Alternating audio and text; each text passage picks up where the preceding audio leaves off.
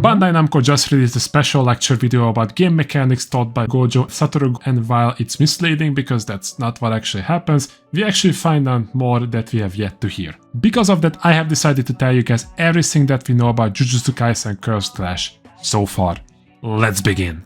Jujutsu Kaisen Cursed Clash is a cursed co-op combat game where you can team up with your friend and fight against other players all around the world. This of course doesn't mean the game doesn't have a story mode, but there are still people who think we cannot play with our friends, so it is important to start off with this revelation. The story of the game revolves around the first season of the anime, but we do know that the Jujutsu Kaisen Zero movie has also been licensed, so that means we will get to see characters that got revealed in the movie first. Bandai also revealed that the Hidden Inventory arc is going to be a DLC, so I have high hopes for Toji Fushiguro to become a playable character down the line. There's also a game original special story that got some sort of relationship chart between the characters.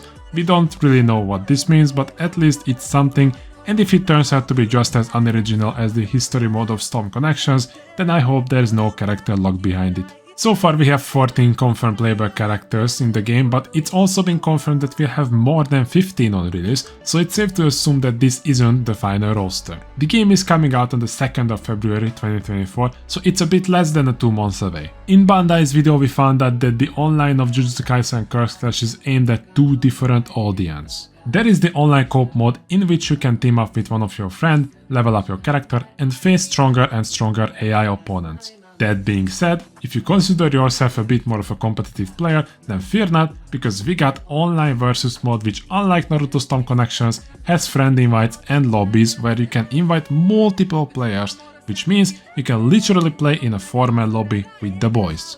We have yet to receive any confirmation about the spectator mode, and even though this game is following W's left and right, I wouldn't be so hopeful. Anime games rarely have spectator mode on release, or at all. And now I will try to summarize how the combat of JJK Cursed Clash works. As I have said, this is a 2v2 game where you and your friend can play versus actual human beings. Because of that, the game has a shared pool of health, and overall your team can die 4 times until you actually lose.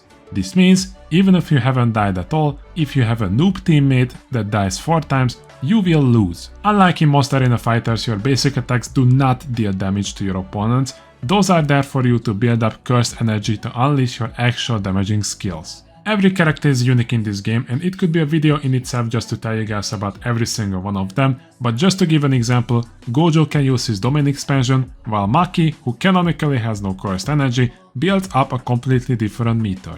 Just like in Demon Slayer, we got heavy attacks which are called extraction techniques. These are the armored moves that allow you to not get staggered in case you get hit. Jujutsu Kaisen is famous of its animation, and while the game might not look as gorgeous as the anime, it has most of the iconic moments called as joint attacks or awakened moves.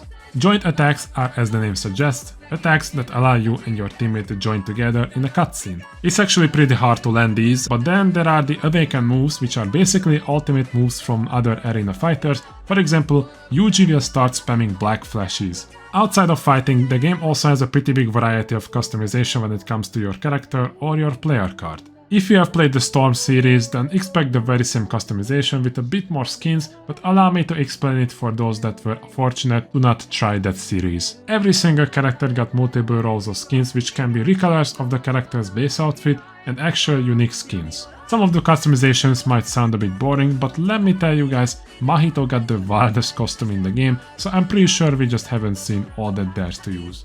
The player cards can also be customized with scenes from the anime and additional titles. Prepare your Jujutsu Kaisen drip with your homeboy before a match, and your enemies will tremble before your might.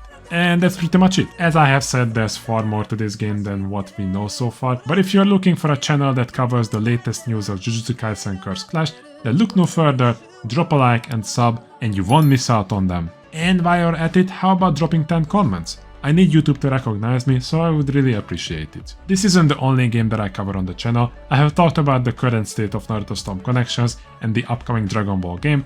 I highly recommend you to check them out. That's gonna be it for today, guys. I really hope you all have had a fantastic day. Stay safe. Until next time, boys. Peace!